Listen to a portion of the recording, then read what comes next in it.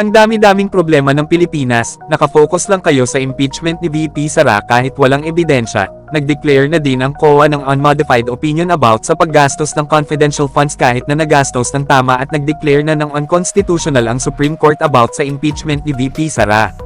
Ito ang mga bagong issue sa magiging witness against VP Sara.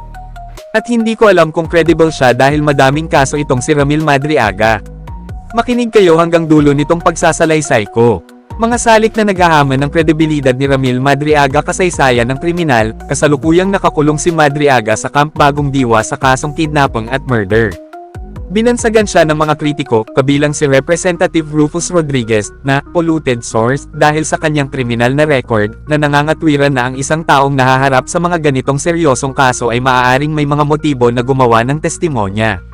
Mga pagtanggi sa institusyon, maraming matataas na opisyal ng militar at seguridad, kabilang ang mga dating commander ng Presidential Security Group PSG, ay formal na itinanggi na si Madriaga ay naging bahagi ng kanilang mga listahan o mga detalye ng seguridad.